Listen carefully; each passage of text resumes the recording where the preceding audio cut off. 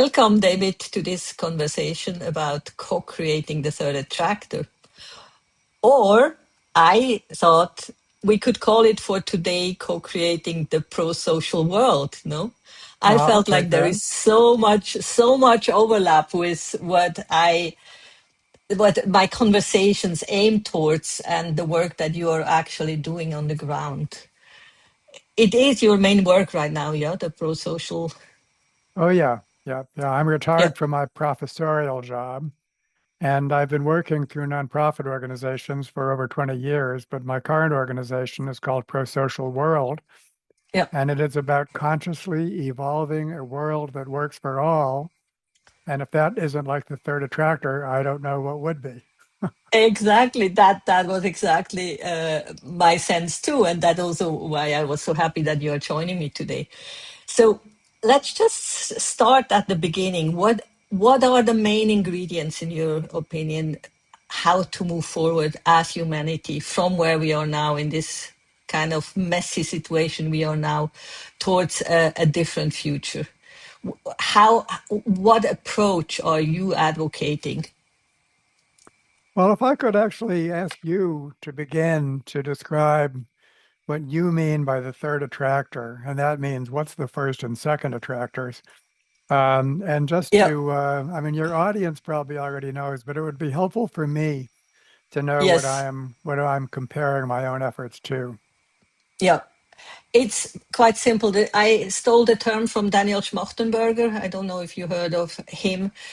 Hmm. In one of his YouTube talks, he spoke about the third attractor. And he contrasts the third attractor with the first attractor being an attractor towards chaos and anarchy, and a Yeah, second attractor, which is an attractor towards autocracy, like yeah, dictatorship. right. And none of them, many of my conversation partners said these are actually not attractors because it's not very attractive.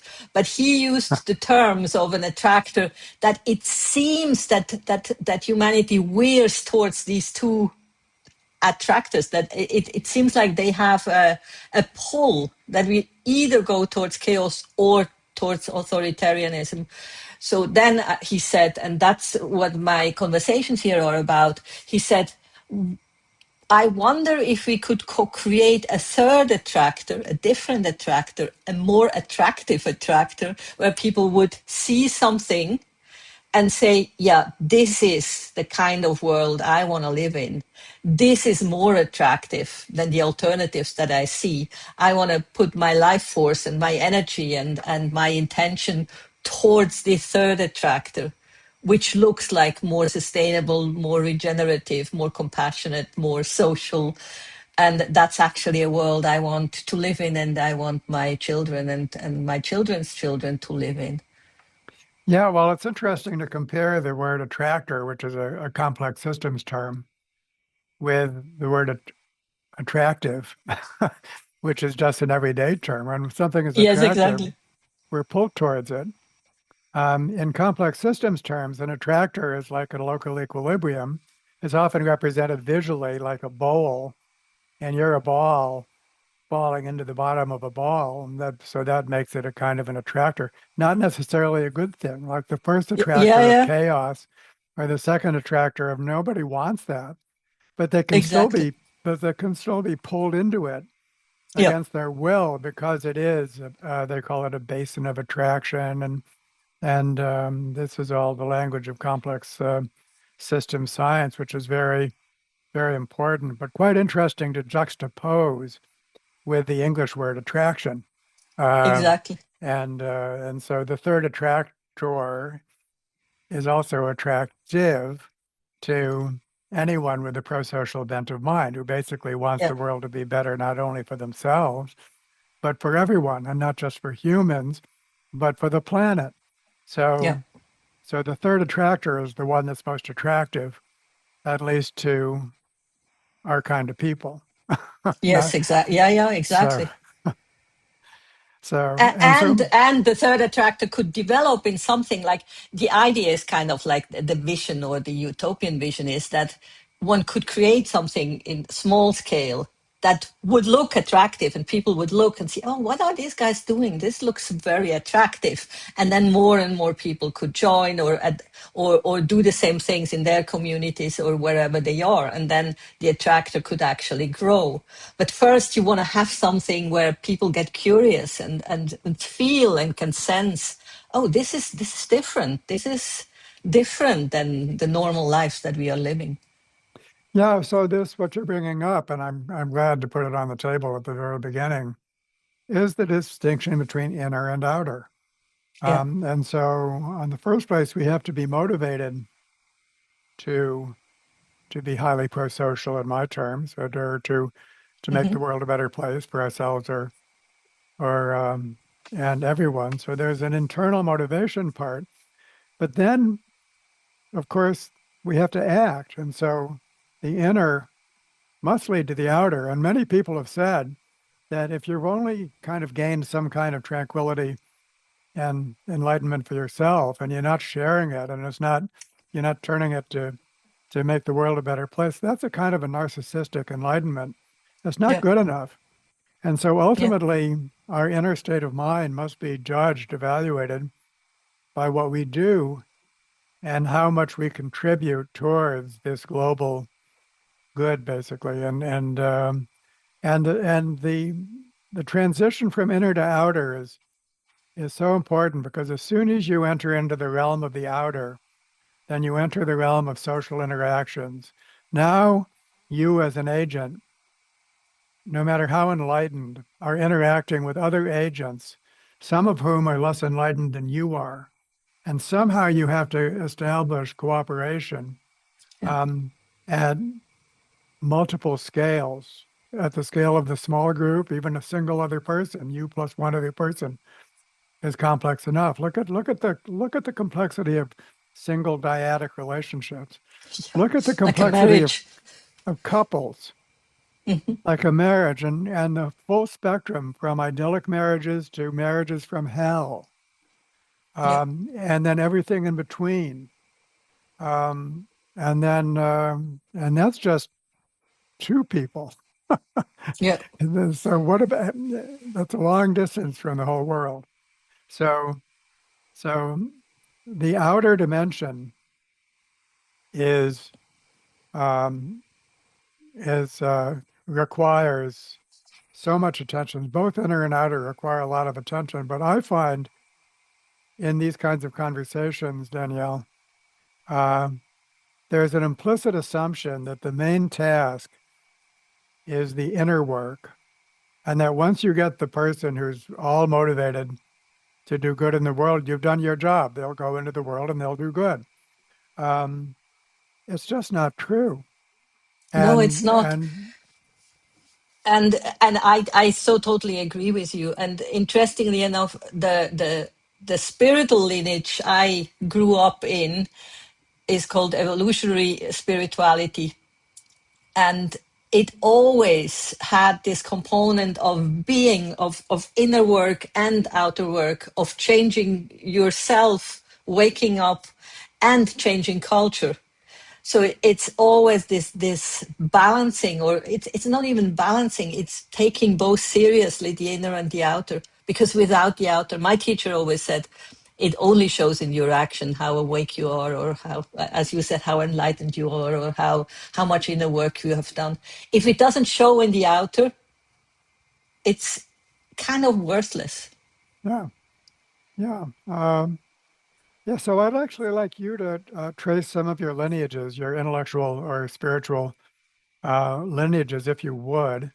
I think I'm familiar with most of the people that have influenced you, but I'd just like to, for myself, Hmm. understand where your ideas and spiritual leanings come from, and including your own contribution, because you're not just a passive vessel of these things. I think you're an agentic person yourself, and so you can credit yourself with um, with Yeah, um, with some of this. But who were your teachers? Who were your main teachers, if I it's might ask? actually very, yeah, no, you can. It's actually very simple. I only had one spiritual teacher, and that's Andrew Cohen.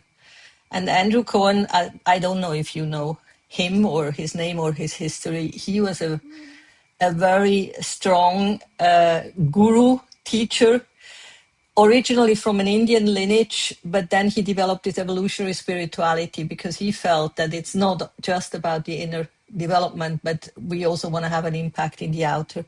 And he had a worldwide network of centers all over the world. And he was very much teaching that we can align ourselves with what he called the evolutionary impulse, the spiritual impulse that creates the world. And awakening means to awaken to that impulse and give ourselves fully to that creative, spiritual, evolutionary impulse. And then what happened in 2013, his whole organization crumbled down to zero because of mistakes that were made in the community, how he handled power. It was, interestingly Yeah, enough, so I know a bit not about it. about, No, but yeah, it was, even his mother, wrote um, a book about him, yeah. Mother of God, one of the best Yes, titles yes, ever. exactly. Exactly. So, but anyway, the interesting aspect of this is, as you asked me about my past, I was literally the almost only one that stayed with him. And the last 10 years, I was living with him. We built an ashram here in India together. We built an online presence for his teaching. We had retreats here, and I was very, very close with him. And with that, I was close with him, grappling with what went wrong and what would need to be done differently a next time in Right. terms of community building and in terms of this awakening to the evolutionary impulse. And as you asked me about my own contribution, I think what I realized is he had a saying in his community that this alignment with the evolutionary impulse feels like ecstatic urgency. It was always about urgent, urgent, urgent, and ecstasy and urgency. And go, baby, go. And in this drive forward and upward, he probably underestimated the need for integration and for care and for seeing the other person also as a as a person, like as an individual. And so I think I learned a lot in how to integrate the drive forward and the drive or the care for the whole in kind of one non-dual position. That's Yeah, probably how I would describe it. yeah, And then my second influence, obviously, is Ken Wilber. I'm sure you know integral theory and yeah. Ken Wilber. And I'm not a studied Wilberian. I never was a brainy Wilberian, but I love the framework, especially just only the four quadrants are so helpful, even for my Yeah. conversations here. When you speak about the inner and the outer, yeah, is it the inner me? Is it the inner we? Is it the And the outer individual and me? the collective. Exactly. And that's just such a helpful framework to actually find out what humanity needs right now to move forward.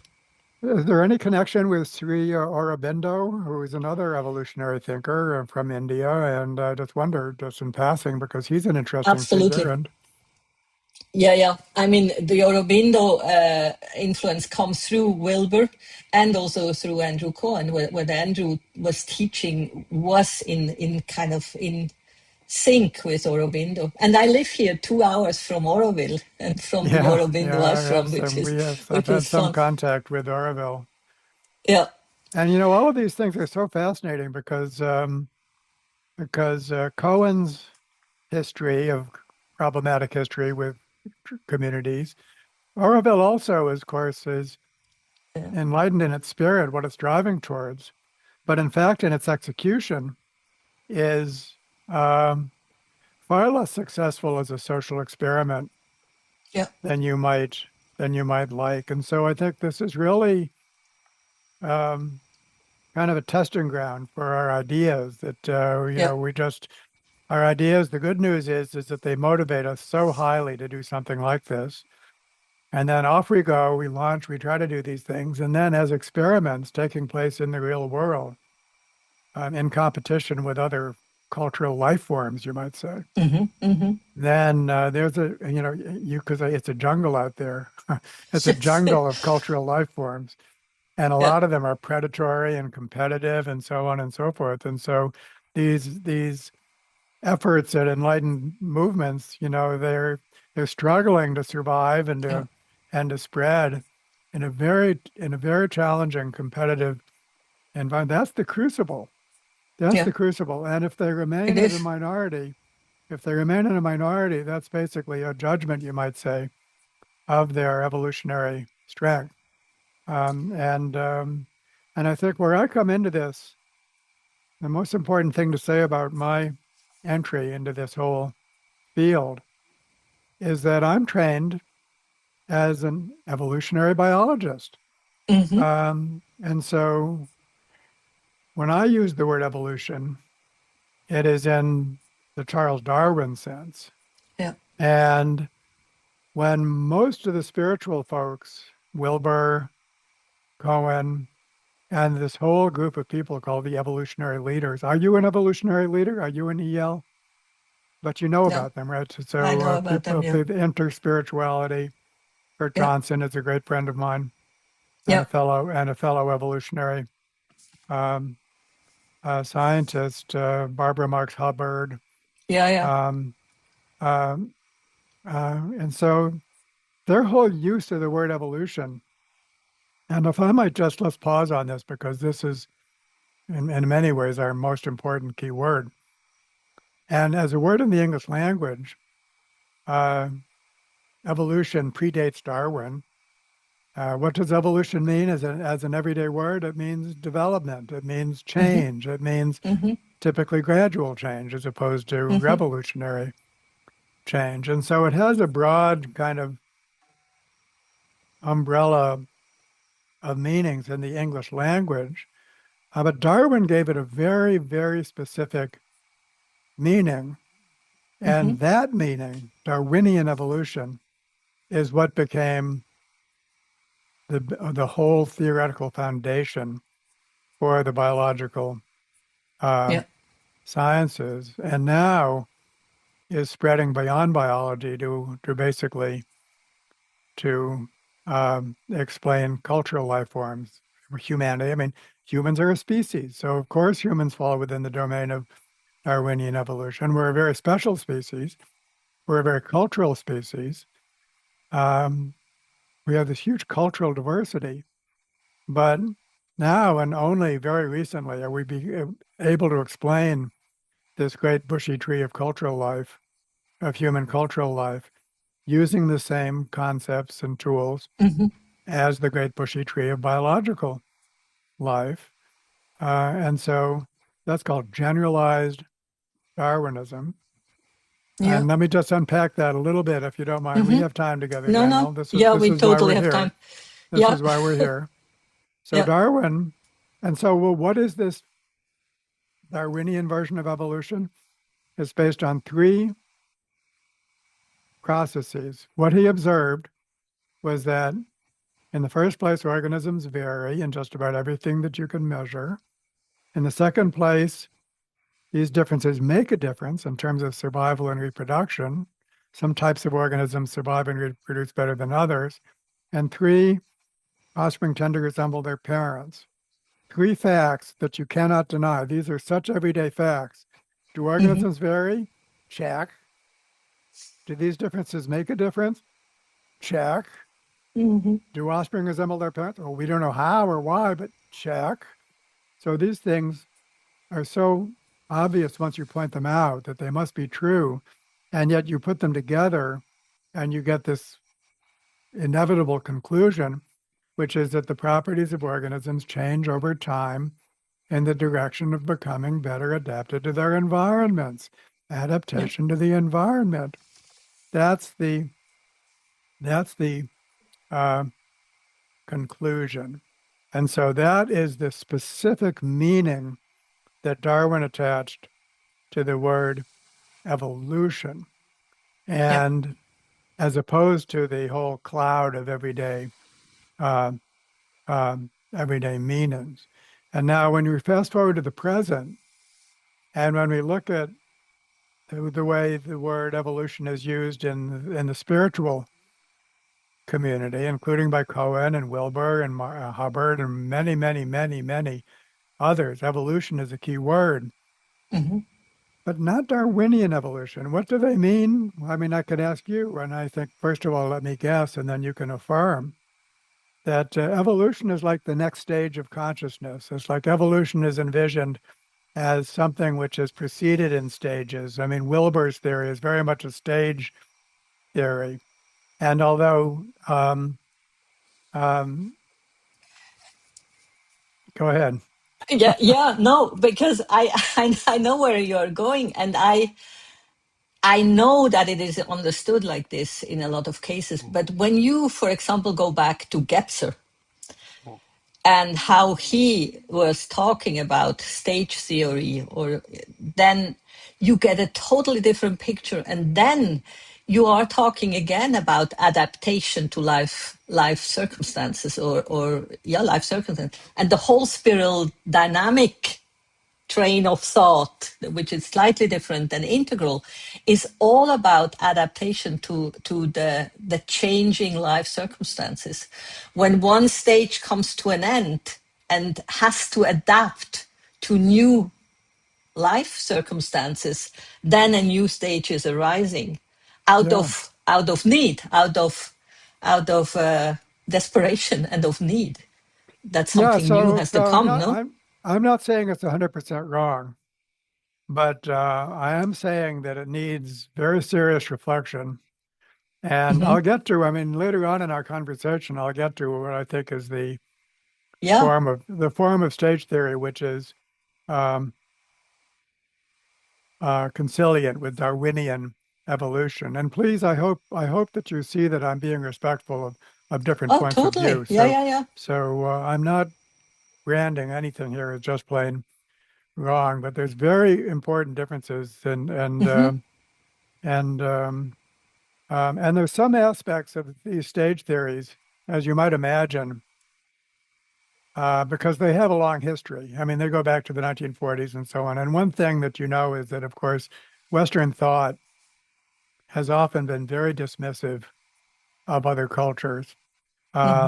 such as indigenous thought. And so one form that stage theory takes is to compare stages of man, for example, with stages of development in an individual person. And so the early stages of man are like childlike in some ways. And Yeah, yeah, then yeah. there's some kind of maturation as far as stages of man, similar to the maturations of individuals. Well, that's making hunter-gatherer society look like children. Yeah, yeah. And that's insulting. And it's also profoundly false because if anyone has to have a sophisticated cultural system to survive and reproduce in their environments, it's hunter-gatherer Hmm. peoples. And so nowadays we can and should pay tremendous respect to indigenous thought all the way back to our hunter-gatherer ancestors. And of course, we don't know about them; they're lost in history. But we do know about modern hunter-gatherer peoples who live closest to natures, and their belief systems, their cultural systems are awesome, and Yeah. and their and their and their understanding of complexity is amazing because they did not Hmm. have the luxury of being reductionistic. If you look at reductionism and individualism in Western society, it's a kind of a luxury that affluent people can afford to think this way, take things apart, see how they work and stuff like that. When in fact, it's the system that you have to be Yeah, yeah. paying attention um, attention to. And as soon as you arrange things in colors, for example, so you talk about teal composed, it's easy to see the inspirational quality of it because it provides a kind of ladder that you can climb, right? Psychologically, it's just like I'm getting better and better and better. I'm now, that's my evolutionary scale, but it's a very far cry from uh, the Darwinian meaning Yeah, of yeah. uh, of evolution. I it's so funny. I had the discussion about the letter today already with a friend of mine who brought in exactly the same arguments, and I have heard them many times, and I agree. The only thing that I would add to that is, for me, it the main value of the stages is not the ladder situation. It's understanding why different groups of people act differently and react differently. And that helps me. Like I'm living here in India, in rural India. I think without part of the integral framework of understanding that a villager in India has a different value system, a different framework, and I'm not saying better or worse or anything, but different. There is a cultural difference between a Swiss woman that was a Yeah, businesswoman and an Indian rural villager. And to acknowledge this and to be aware that this means that we have to be very careful how to interact, for example. We cannot assume that the other person understands what we mean with certain actions or certain words. totally, totally, totally. And So, for that, I find it very helpful to just recognize the different value systems. well, I would claim that the Darwinian view does that also, and maybe even better. Mhm. Have you heard the acronym? Have you heard the acronym WEIRD? WEIRD. Have you heard that acronym? Yeah, but probably in a different context. Uh, I know a guy who has an organization called Weird, written like this. What is the acronym for? It stands for Western, Educated, Industrial, Rich, and Democratic. Oh, yeah, Western, Educated, Industrial, Rich, and Democratic. It was coined by my yeah, colleague Joseph Henrich. Weird, and yeah. so Western culture. And the point is, it's like the best acronym I think has ever been coined because, of course, what it says is that Western culture is very unusual and particular. I mean, there's so much more cultural diversity other than weird cultures. Hmm. And yet 95% of science and scholarship takes place within weird Hmm. societies. Hmm. And so all these years we've been confusing weird cultures for human nature. And Yeah. so once we see that, then it gives us an appetite for understanding cultural diversity and it's sort Hmm. of expanding scientific and scholarly inquiry to become much, much, much more cross-cultural. And it's there when we get the appreciation of cultural diversity. Similar with biological diversity. So back to being a biologist. I spent most of my career studying not humans, but birds and fish and insects and understanding their diversity. Every Hmm. species with a history, of course, because evolution is a historical process, and having evolved a suite of adaptations that enable them to survive and reproduce in their environments. That's Hmm. the whole Darwinian way of understanding cultural diversity. And you can turn that lens onto every cultural life form that's enduring. Every cultural life form that persists must be impressively designed to survive and reproduce in its particular environment. It might be a Environment, yeah. it might be a predatory culture. It might be a parasitic culture. Yeah. It might be a standalone culture that doesn't interact with other cultures. It might be a mutualistic culture that gets along well with other cultures, Hmm. just like species in nature, in which you get those full range of ecological relationships. We should expect nothing more or less with cultures that are interacting with each other. And so this is an approach to cultural diversity, which is actually not so stage-like Hmm. because it's just recognizing there's multiple niches out there. And so therefore there's a diversity of cultures, just like species, that are adapted to their niches. Each one is best in its context. Okay. So you can't arrange them on a line. At the same time, it's also true that the scale of human society has increased over the scale of human history. The scale of cooperation has increased. And there is this thing called major transitions in which groups of conflictual organisms actually become so cooperative that they qualify as a new organism. So the idea of a Mm. community as an Mhm. organism and groups turning into organism, which is a major metaphor in spiritual and religious traditions, the body of the church united under the head of Christ, Yeah. Buddhist monasteries organized architecturally to look like a human body. I mean, the metaphor that our community, as Thich Nhat Hanh said, for Plum Village, his 21st century monastery, our Plum Village is not an organization, it's an organism, he wants. That's how Mm. interdependent we are. And the idea then that we want our communities to be like organisms, but that's not good enough because what do organisms do? They compete with other organisms. We don't Yeah, need that. yeah, We need to expand that cooperative circle all the way up to the whole earth.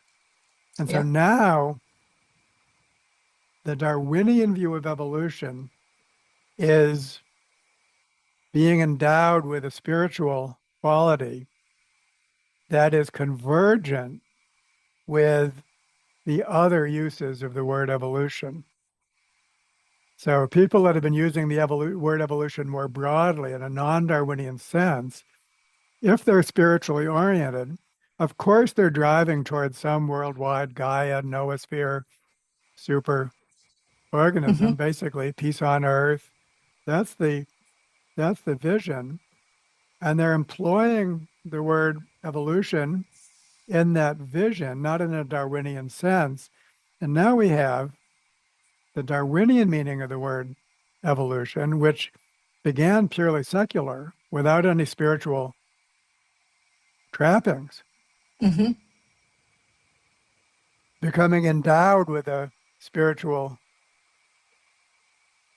dimension Yeah, yeah, yeah. and converging all things that rise must converge. That's a Teilhard de Chardin phrase. Um, and Teilhard was a pioneer of this because he was the Hmm. first spiritual evolutionist. Yeah. So this is the current situation, and so I think that although the goals are the same, the But underlying is more this is a good thing? I try to fully get your point. This convergence, you see this as a good development, a good evolution, that these two streams, the Darwinian evolution and the spiritual evolution, converge towards uh, each other, or is it a problem, or is it yeah, is it good or bad? well, it's great, but there needs to be some adjustments basically because it's like um, one way I like to put it is imagine your two most favorite pieces of music. Do you have? Could you name two pieces of music that are your favorites? You I don't probably think have I many, but could. No. okay. Well, Yeah, but yeah. I'm asking our listeners. Imagine your two most favorite Yeah. pieces of music. They're both so beautiful. Now, imagine playing them simultaneously. Hmm. What will it sound Wouldn't like? work. Wouldn't Terrible. work. No. And so I think this is so interesting. We make our spiritual constructions and they're beautiful. And yet if you play them simultaneously or if they interact with each other, they become discordant. And so there Mm. has to be something happen. First of all, it doesn't mean we just have to sing one song. In some ways, we just want to be respectful. Let those different music play, as long as we're Hmm. doing the same thing in the world outside. So if we're driving towards the same goal, but then all the time, just to make this more practical, when I started to try to do communitarian things in my city of Binghamton, New York, things like building a local park or something like that, I'd often work with churches. Hmm. And so I'd be working with conventional Christian churches. I'm a scientist and an atheist. It didn't matter because we had some common goal. Hmm. and we were both trying to do something communitarian, and we would be foolish to talk about doctrinal issues Yeah, when yeah, in fact we're exactly. united. And so there's some sense in which you have to respect the kind of the inner diversity. This is again gets back to Wilber's four quadrants, where he has, the right hand column is kind of the inner world, which is highly diverse. I think it was the left hand column, the inner Left, yeah. world that's highly diverse. And the right hand column is the outer world, which is much more stringent in terms if you don't do the right thing in a given situation, you'll just fail. I mean it's much more demanding to be operating operating there. And it's there that I think that we can point to some insights of the Darwinian view that have been missed by the more general formulations. And I'm about to get quite specific about this. Yeah, please. Yeah. And I'm just trying to plot my next moves here. So let me just take a drink and pause for Yeah, just a. sure. And if you want to do any commentary, please, if you would like to reflect on anything. No, no, it's very interesting the way you approach this, and there are so many questions that come to mind. One that is front and center right now is that you said, like, we we have to, we are cooperative when we have kind of a common purpose, yeah, like small groups that have a common purpose are cooperative and compete with other groups. That's kind of one of your core statements, yeah. And then you said something like we have to expand this identity boundary to the whole earth, to all of humanity. And I would go as far as not only to all of humanity but to the living system that Oh, the earth totally. is, No, yeah. no, we're Exactly. absolutely there. Yeah, yeah, that's Exactly. very So, important. and that's a beautiful utopian vision. And I have no idea how we could do that. Like, because this is the core of my inquiry here with the third attractor. What would bring us all together in this way that we would actually see each and every one that inhabits this planet would have this identity boundary outside the planet. Let's put it like Yeah, this, so and that's not just in the pride, in the tribe or the nation or the religion or whatever these identity boundaries normally are. and it's not just the awareness of it, as we see, because as soon as we transmit, well, we'll get there. So now I feel good about continuing. We're doing good Good. for time here. We're not We are pressured doing very good. No. for time. And so back to Darwin and his theory, this amazingly simple theory, led to a dilemma of the first rank because the theory could explain so much, but there's one thing it could not explain in its original form, and that was altruism, compassion, Mhm. prosociality, everything we associate with moral goodness could not explain those things. Why is that? It's because the whole process of evolution is one of individuals competing with other individuals. Yeah.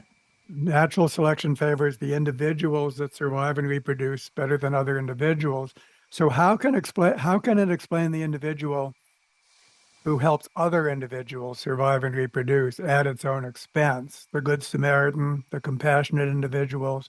How could it Yeah. explain any cooperative arrangement which requires individuals to do things not for themselves narrowly, but for others? That's Yeah. the one thing that the theory couldn't explain. So the nature revealed by Darwin's theory was a nature red in tooth and I call. claw. Darwin, in a letter, in a famous letter he wrote, he said, "What a book, what a sermon a devil's chaplain could write on the horrible, cruel, and wasteful works of nature." And Wow. in the Origin of Species, he described nature as 10,000 wedges, sharp wedges, inwardly pointing, being Mm. pounded against each other. This was a vision of nature which nobody would want to Hmm. to live in. And yet he knew that there were examples of in nature of, for example, the suicidal sting of the honeybees. How can honeybees commit suicide in defense of their colonies? How could honeybees or any social insect, how can there be a sterile caste which doesn't survive, which doesn't reproduce at all? And especially in the case of humans, how can all of the moral virtues exist in human society? And he came up with an answer. And the answer is quite simple in retrospect, just like his theory. It is this, is that even though altruism, even though selfishness beats altruism within any given group, the altruist is vulnerable to exploitation by the selfish individual. Yeah. Groups of altruists robustly outcompete groups of selfish individuals. So that if natural selection is taking place at the level of groups, then the more cooperative group outcompetes the less cooperative group. And so what this does in a single stroke is that it explains the evolution of cooperation, at least at a small scale of within groups. But is this It really? does not solve the problem between groups, okay? And so it's Okay. I see. very partial. Let me just be clear. There's two sense in which this is only a partial solution. In the first place, this process of between group selection has to contend with an opposing force, because within every group, and we can say this in everyday terms, I'm asking our listeners, imagine any group in your life, and imagine being a cooperative individual within that group. And then imagine somebody else in that group taking advantage of you. Okay? That's an ever-present danger. Okay?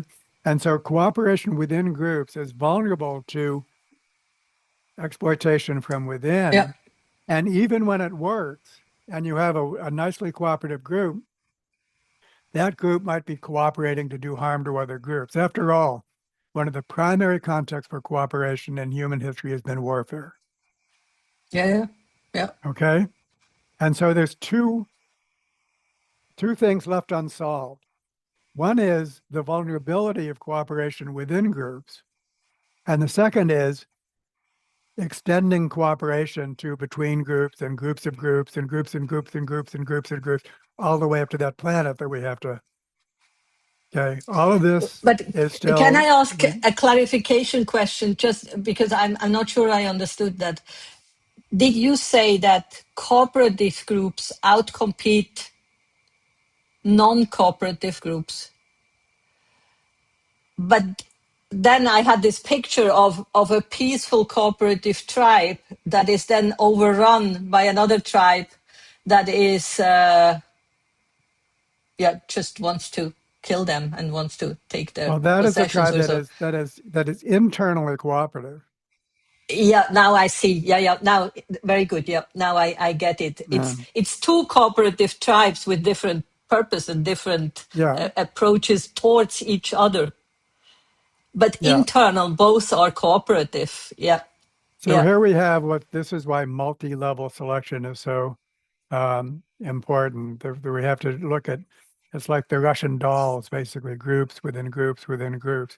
And cancer, we could change the subject entirely without changing the subject at all. Let's talk about cancer. What is it?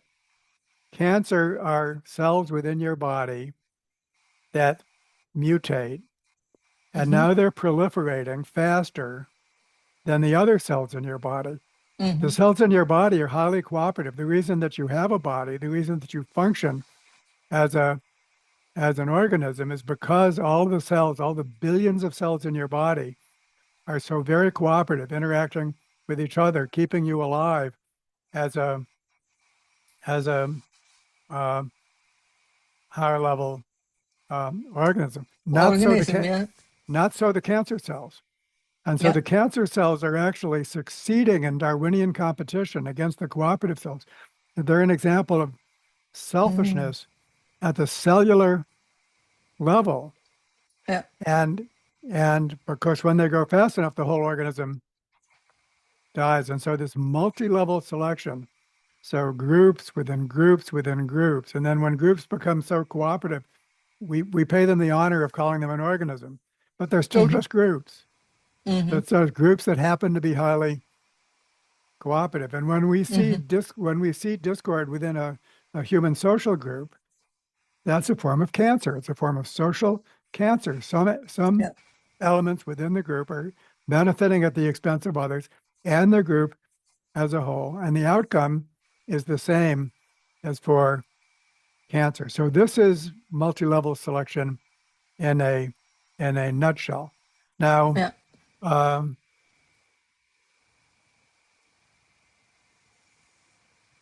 what I want to do next, I think, is to um,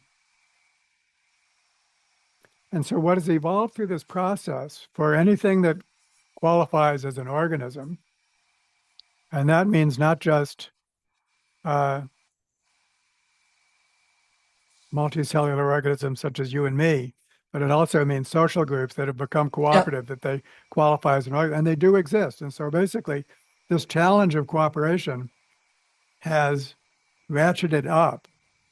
And this Yeah. is what's called a major evolutionary transition. A major evolutionary transition, or MET, is one of these. And here we're getting a little bit towards stages, right? Right? Is when a group becomes so cooperative that it qualifies as a organism. And so the bees, the ants, the termites, the social insect Hmm. Hmm. colonies, and our own species, Yeah. we are an ultra cooperative species. We have more in common in some ways with ants and bees and termites than we do with chimpanzees. Yeah. Our closest primate relatives are much less cooperative than us. Yeah. And so we underwent a major evolutionary transition at a small scale, at a very small scale. And that scale has been increasing throughout human history up to societies of millions and billions. The population of India is over a billion, right? Hmm. Yeah. Yeah. Um, 1.4. 1.4 billion. I mean, it leaves a lot to be desired, but oh my God, I mean, look at the degree of coordination and cooperation Yeah. Yeah. that takes place at this scale. All of that has happened by a process of so, and of course we need to extend it still farther to the planetary scale. But when you look at how far we've come from tiny Hmm. hunter-gatherer societies back to your villages, the village scale, which remains a cell within the larger whole. So if the village scale is not working well, then the whole Yeah. nation can't work Yeah. Yeah. well. Yeah. Exactly. But if you look at that whole arc, actually, we don't have that far to go. So there's an optimistic But statement.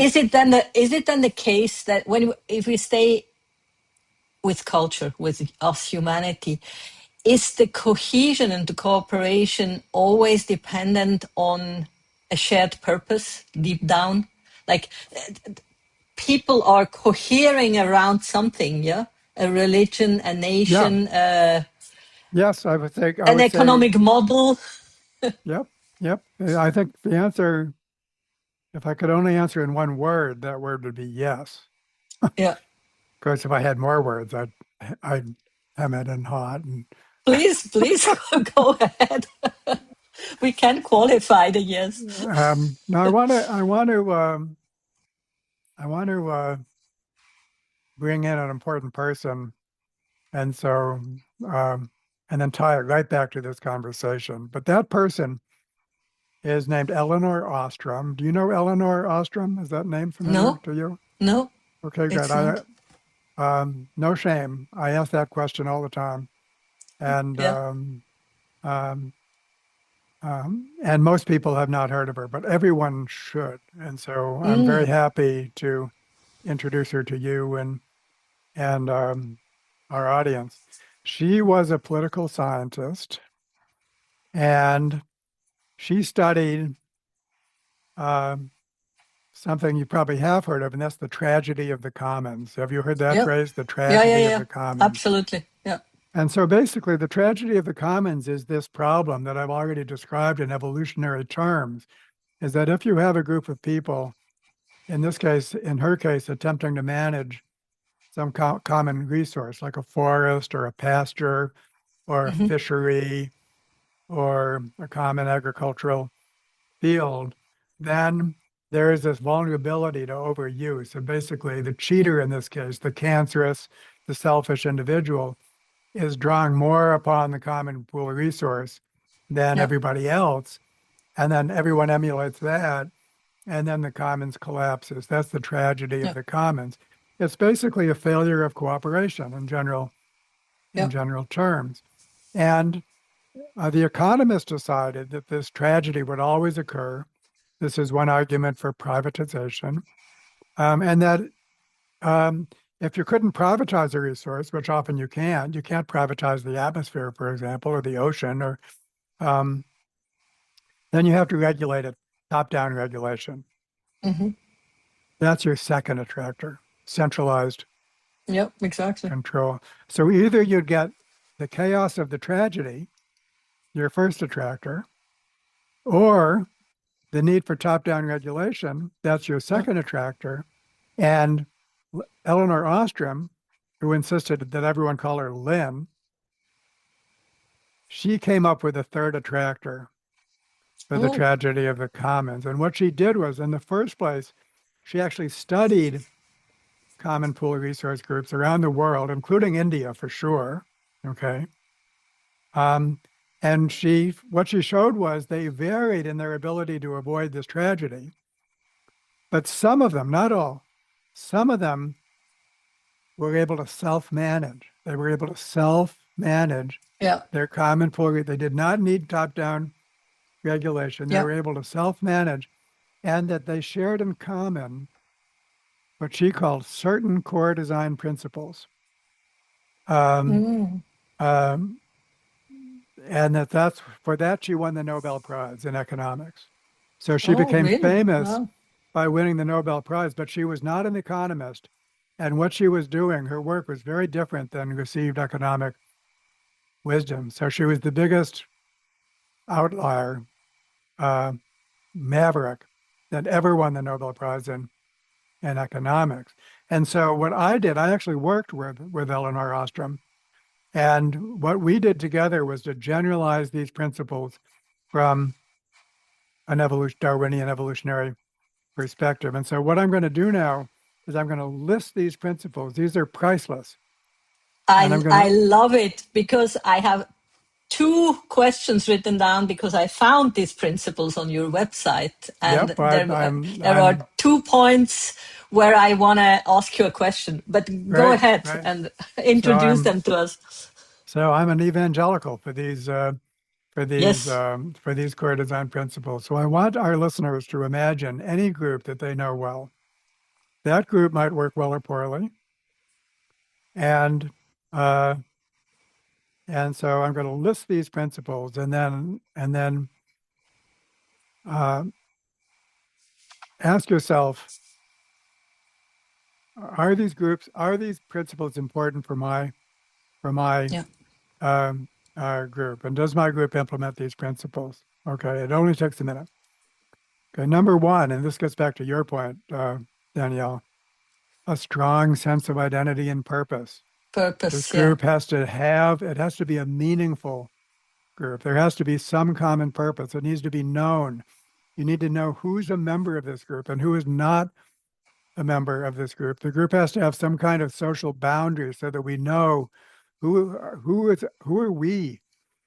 There doesn't Yeah. have to be an us. I mean, it doesn't have to be a hostile us, but who are we for the purposes of this group? And so a strong sense of identity and purpose is um, is the first and most important design principle because it defines the group and it gives it meaning. Yeah. And so that becomes the social identity of the members of the group. They might have other social identities, but for the purposes of the group, the Yeah. primary identity is its purpose. Number two is benefits proportional to costs. It's not sustainable for some members of the group to do the work and other members to get the benefits. There must be some sense in which what you get from the group is proportional to what you give to the group. Anything else is not sustainable. It doesn't have to be even, but it does have to be proportional. And so otherwise you just get the tragedy unfolds. Number Yeah. three, Shall I ask my question at the end? anything you want. because in the second point I had a question, because in the little text that you had on the principle, it said that human beings tend to have a good sense for fairness, and therefore like this give and take.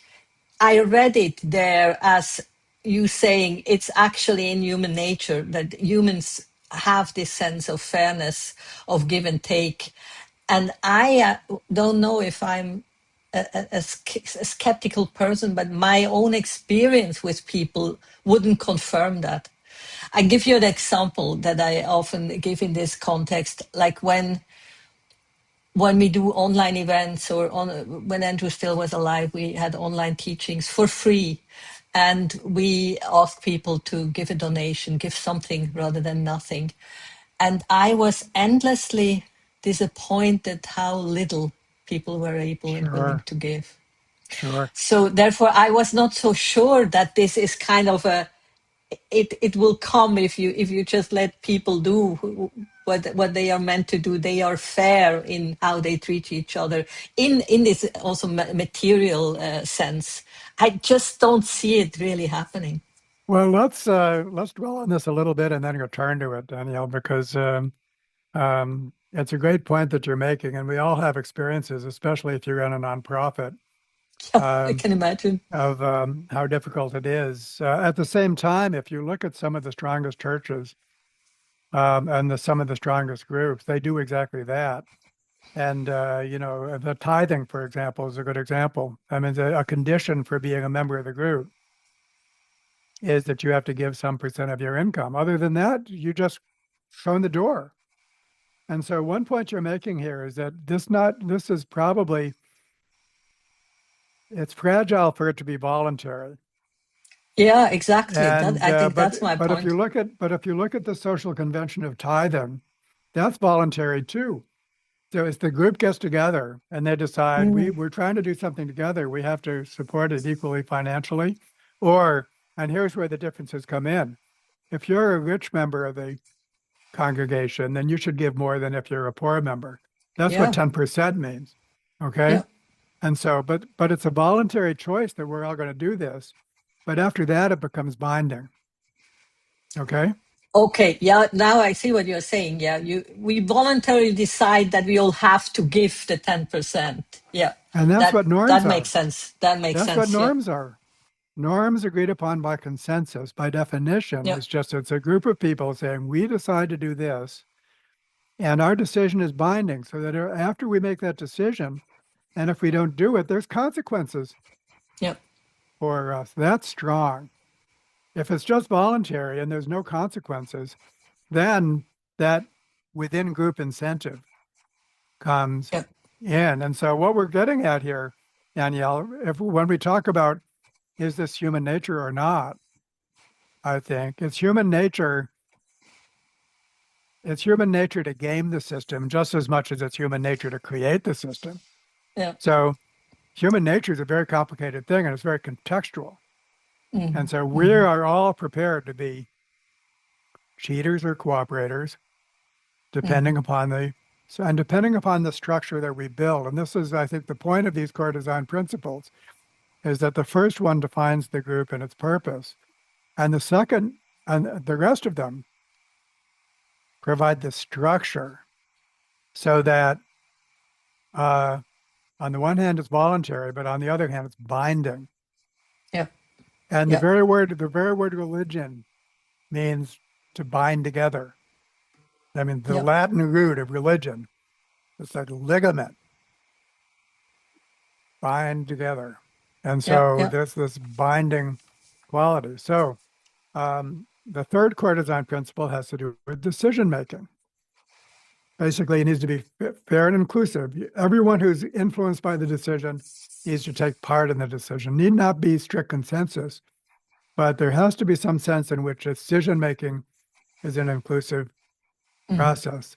Number four is that agreed upon behaviors must be monitored. We must know yeah, that we're doing what we've agreed upon to do. I made a study of Calvinism as one religion that I've studied in detail.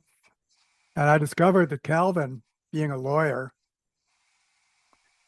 he implemented double accounting procedures. We'll have two accounting books and make sure that their job, he was a smart Swiss, and so it That was, sounds like Calvin, yeah. yeah, right. I mean, he wasn't leaving it to chance. And so Yeah, yeah, monitoring agreed upon behavior. Number yeah, yeah. 5, graduated sanctions. If you're not doing what you should, it must be corrected. You don't have to be nasty. A Hmm. friendly reminder is enough often, but it must be possible to escalate, Yeah. even to the point of exclusion. And so one of Calvin's reformist contemporaries, Martin Bucer, uh, said, without excommunication, there is no Christian church. Oh, yeah. If you can't show someone the door in Hmm. extreme cases, and yet at the same time, it's just like, hey, brother, or then it becomes exclusion from the supper, and then it becomes so. And then as we're correcting misbehavior, we need to be rewarding good behavior. And Hmm. so there needs to be praise and support of all kinds for those who are doing what they should, the positive examples, and this graduated sanction. So there's a whole package of structure there to keep the group on an even Hmm. keel. And then there's conflict resolution mechanisms. Conflicts will occur and they need to be resolved in some manner which is fair for all parties of the dispute. And then the 7th and 8th core design principles go from the within group interactions to between group interactions because this group is functioning in an ecosystem of other groups.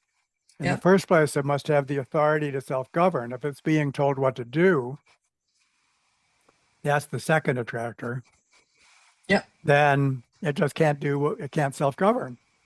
And it needs to cultivate appropriate relations with other groups. It needs to be not only pro-social within the group, but it needs to be pro-social in its interactions with other groups. And now we avoid the harm of harmful between group uh, competition.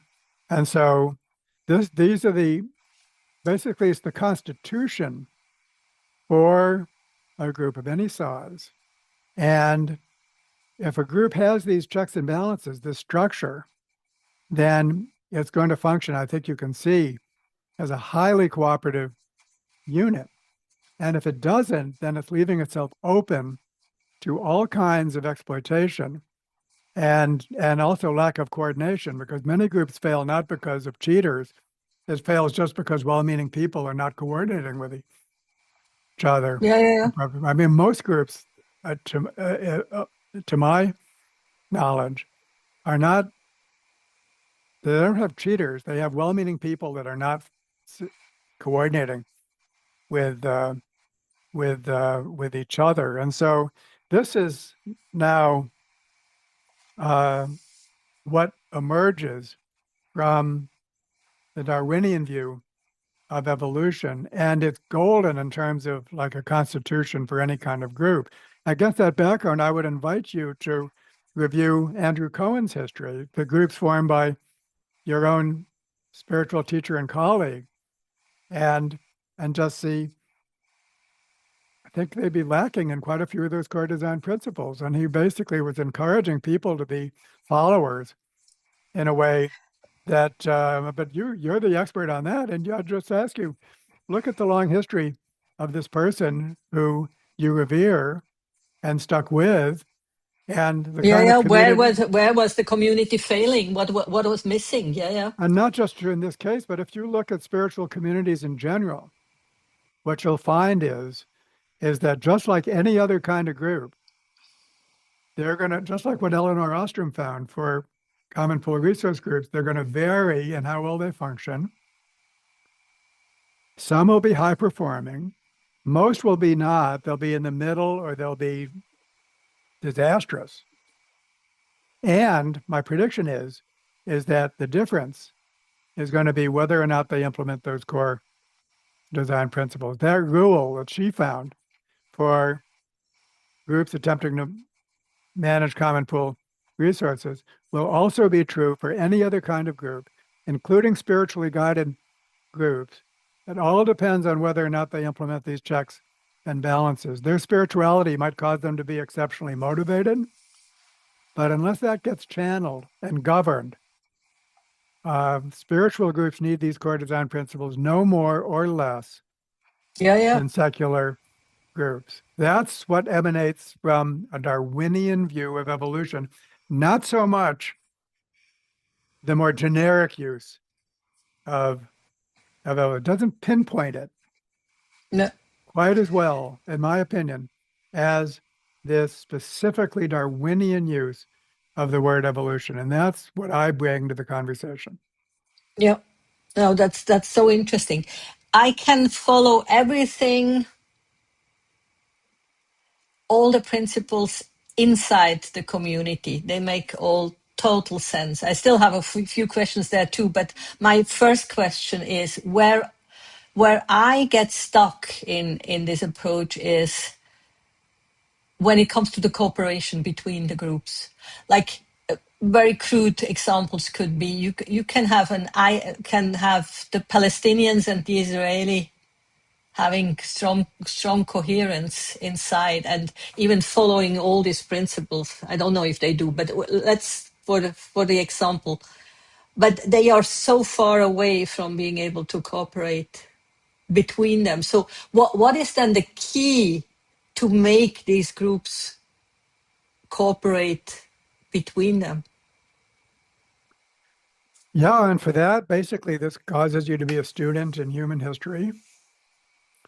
Um, and my colleagues, such as Peter Turchin, does this. And often it's higher level competition. If you look at examples, for example, the American Revolution, all of the democratic movements, what you find is that you find a need to cooperate at a given scale. The 13 American colonies needed to cooperate. In Europe, the cantons of Switzerland needed to cooperate. The whole Mm-hmm. emergence of nation states from city states Mm-hmm. in European history was one of basically higher and higher scales of military and economic competition, Mm-hmm.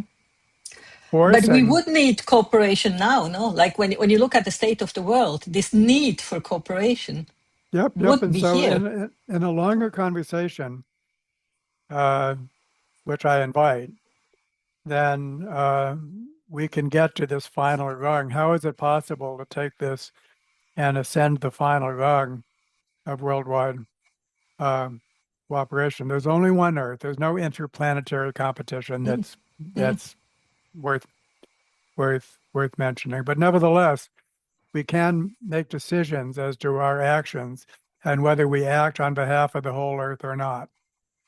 yeah. And we can establish norms of global governance and global flourishing for people and planet, as they often say. That can be our North Star, our CDP 1, okay? Mm-hmm. And we can commit to that. We'll work towards that and we'll subordinate our lower level interests of individuals and our groups and so on. We're going to subordinate, as in any group that's functioning as a group, requires members to subordinate their narrow self interest to the Yeah. good of the group, to the CDP. And they do it with joy. Yeah. It's not a sacrifice if the group that you're becoming a part of is sufficiently advantageous for everybody. Mm-hmm. So, as part of our human nature, back to what's human nature and what's not, I think it is part of our genetically evolved human nature to joyfully become part of something larger than ourselves and to subordinate our narrow self-interest, in other words, what we might gain at the expense of others within our own group, to make Mm-hmm. sure that we don't do it and to make sure that nobody else within the group does it. That is part of human nature. It's Yeah. also part of human nature to subvert that. Yeah. And so, therefore, that's just the way we are. Then we have to construct our social environments and have succeeded in doing so to a remarkable degree.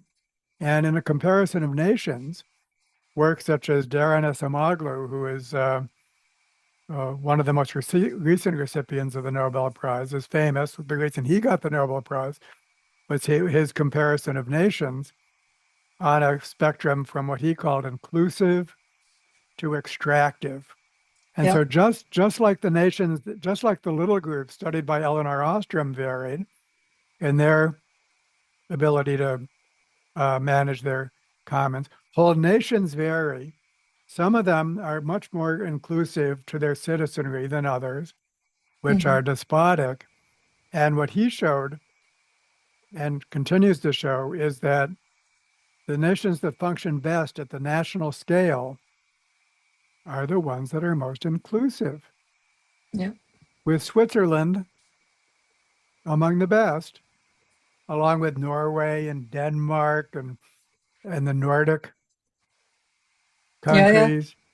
What we call social democracy Hmm. is among the best, and the United States among the worst in its Yeah. embrace of basically ideologies, neoclassical economics ideologies. So much depends on how we conceptualize this. Always what's inside our heads, back to the inner outer distinction. What's inside is not just a spiritual orientation, but it's also the theories that we might have. Yeah. Yeah. Yeah.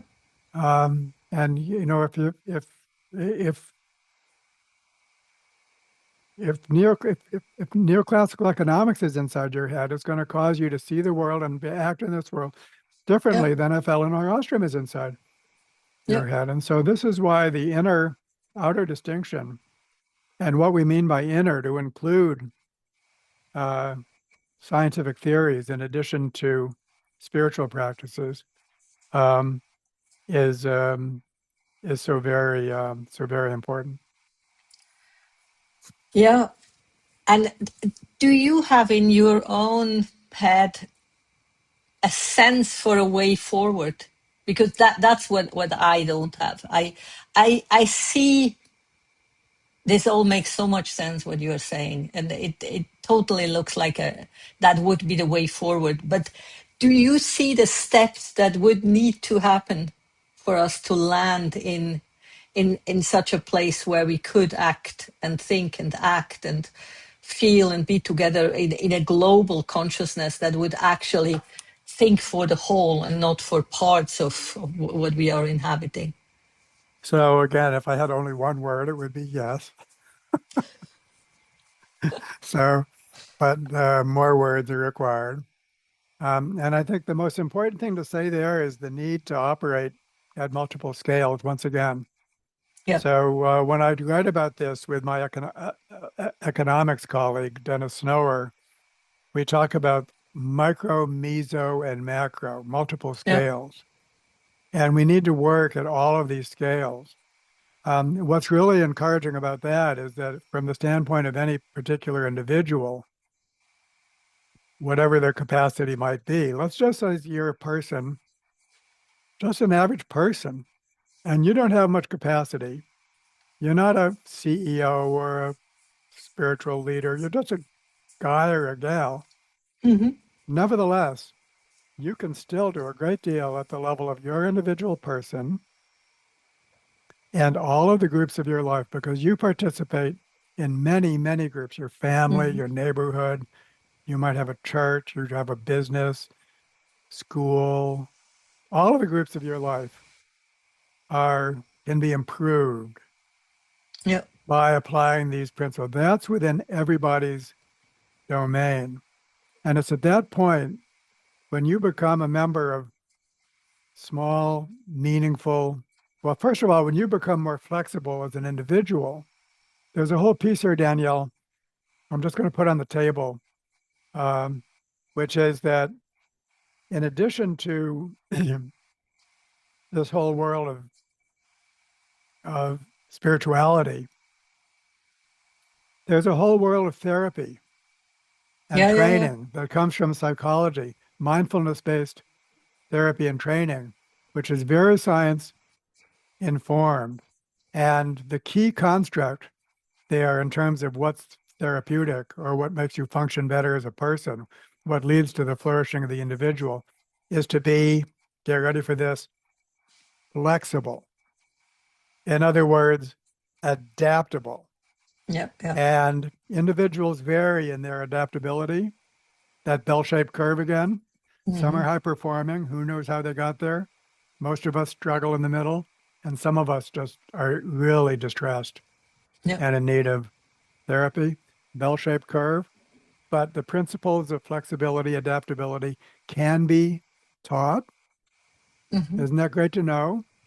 Yep. And there's a whole scientific body for that, but it's very convergent with mindfulness-based spiritual Yep. trainings and with a lot of interchange um, between between the two. So any human being can avail themselves of these flexibility practices, and then they can avail themselves of these as we transition from inner to outer, can avail themselves of these core design principles in the groups of Yep. their lives. And they will be much happier and more effective, more efficacious as members of small, meaningful, and appropriately structured groups than they were as an individual. At that point, they can begin to build and function as agentic entities at larger scale, groups of groups, however that might go. And if they're Yep. lucky enough to be in a position of power, a CEO or a institution or a spiritual leader, then they can act in a top-down fashion, not in a second attractor top-down fashion, but a third Yeah. Yeah. Yeah. attractor top-down fashion of basically helping to steward and Yeah. coordinate whatever it is that they can influence at a lower Yeah. scale, and then it can build up from there. And so I think there's quite a comprehensive blueprint for how to how to do this, which isn't to say that it's easy. Yeah. Yeah. Yeah. It's not easy, and in fact, it might not even be possible. But the path is there, and I think that one thing I often do, Danielle, is point out the similarity between this evolutionary Darwinian evolutionary paradigm with the Four Noble Truths of Buddhism. And Mm. so let's go through them. One is life is suffering. As an evolutionary biologist, I'll check that box. Life is the natural world is full of suffering in addition to the human world. Why? It's because of craving. It's because everyone's pursuing their separate. uh, Hmm. Check that box from an evolutionary perspective. Is there a path out of this? Yes, cooperation can evolve if special conditions are met. And that might be the Eightfold Path of Buddhism, or it might be this evolutionary path, not or, and this evolutionary path that Yeah. is has become um, a conversion. So there's a very nice mapping onto the Four Noble Truths of Buddhism. I think Buddhism, at least at that scale, is the closest to the Darwinian view because it begins by acknowledging suffering Mm. and as the state of nature and the state of Hmm. human civilization and the need for special conditions as a path out of suffering. That is true to the way nature actually is. And I think there's a really nice connection there. Yeah, no, that's true. And there is also a nice connection to the teachings. I'm more connected to the non-dual teachings of being and becoming, like the recognition of the interconnectedness of all things, or the oneness of all things. And once you let that in, that it's all one, then this implies all of your core principles in the end, because that sets the biggest context. Yeah. Yeah, that's the CDP1 for the whole Earth. Yeah, exactly. Or Yeah, for the that's whole the universe, or yeah, for the whole exactly. universe. We could bring in Yeah, yeah, the whole universe, and the whole Earth is what's needed to do. I'm very uninspired by prospects of colonizing Mars yeah. Me and too. things like that. We need to take care of our Mother Earth, Yeah, and so yeah. I also am not inspired neither by the Mars colonization nor by the prospect that AI takes over. well, AI. I mean, all of these ideas can be applied to AI, and I think that's a point worth making Danielle. We're having this conversation centered on spirituality, but at the same time, the very same ideas are needed, badly needed, to uh, to evolve the future of AI. To align And AI. that's Yeah. typically in a non-spiritual, in my conversations I have on that, which are extensive, at least as extensive as when I deal with people such as yourself. They tend to be very unspiritual. I mean, Mm. most of the captains of the AI Yeah. universe um, are not very spiritual in their own minds, Yeah. and yet the very same principles are needed, and including more of a servant mentality. Basically, the idea of a servant leader. Yeah. Yeah. Yeah. You're not a captain of the universe. You're a servant leader. You should be, and if you're Yeah. not, you're part of the problem, Yeah. basically. So Yeah. you need to be a steward of some sort. I don't care how you think about it, but you need to subordinate what you're doing, not just for your own advantage, but for Yeah. the advantage, and you need to have the tools, the toolkit for the intellectual toolkit for for doing it. And I think one of the things we can look forward to is this whole kind of secular way of thinking to become merged with the more Yeah. spiritual way of Yeah. thinking. That that's something that I am very compelled by, and try to figure out how this could look like. It's Verveke speaks about the religion that is not a religion. There seems to be a sense that something new has to come into the world that it could replace religions without the rigidity and Well, contraction that the and religions brought with it. The Dalai Lama, of course, wrote his book Beyond Religion: Ethics for a Whole World.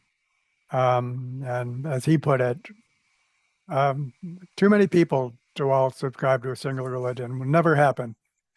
Yeah, Therefore, we must have some ethical system that transcends religious yeah. Mm. boundaries. Here's what it might be. You call it a secular ethics. But at the same time, the secular ethics, I think, must in the first place be inspiring back to inner. Yeah, It must get you out of bed in the morning brimming with purpose. yeah, So exactly. it must have that inner quality. And at the end, and also there must be structure. The idea that you're spiritual but not religious, that lacks any kind of structure. And Yeah, so the structure that's provided by the core design principles, operating at multiple scales, um, is is needed. So yeah, spirituality, that's derived from Latin for breathing, and religion, that's derived from binding. So yeah, breathing and binding, this secular ethics needs to have a breathing component and a binding yeah. component. Beautiful. Yeah. Yeah. And that's not so easy to implement especially in the postmodern part of the world where individualism is so highly regarded, and like the binding I find in the interaction with people is much more difficult in the Western postmodern world, at least. Well, there I think that this micro, meso, macro distinction is extremely useful because the whole package of ideas proves itself at the micro scale. So if you implement these ideas for yourself and Yeah, in the immediate groups of your lives, and it goes a lot better for you, yeah, then that's all the proof you need to yeah, work yeah, yeah, up in scale. You don't have to take it on faith. It's actually been proven at the micro scale. And you can yeah, see if you've got your act together as an individual and in the smaller groups of your life, then all of your challenges have to do with between group interactions at that point. yeah, And then you have to influence your social environment at that point and then build up from there. So I think it all gains momentum if you apply it for yourself as an individual and yeah, uh, and in the smaller groups of your lives. That's all the proof you need, and will give you the means to operate at larger scales. And then, of course, as someone who votes, if I mean, you can just with the, we have to remember modern democratic governance, it's already multiple level. Yeah, yeah, The Catholic Church has subsidiarity, it's multi level. So there's a lot that's in place for democratic yeah, governance that um, isn't working well. And it's been corrupted in many different ways. And there's huge corrupting forces, as we know. But if we work through it, just imagine enough people thinking this way that they become the electorate, yeah, yeah, then, yeah. of course, then Then that you happens still from have the there. structure that could implement something else. Yeah, yeah, I totally. Yeah. And then you have an attractor. Once you have some kind of this pilot projects, then you have the attractors that It's an attractor that's attractive to come back to the beginning of our exactly, exactly. Yeah. conversation. Yeah, and I think we come to a beautiful end also. That was delightful, David. Thank you so much. Right. Well, I'm very happy to reach your audience and to continue to interact with you. So let's stay in touch. Yeah. Don't be a stranger. Yes, I would love that. Thank you so much. All right. Thank you.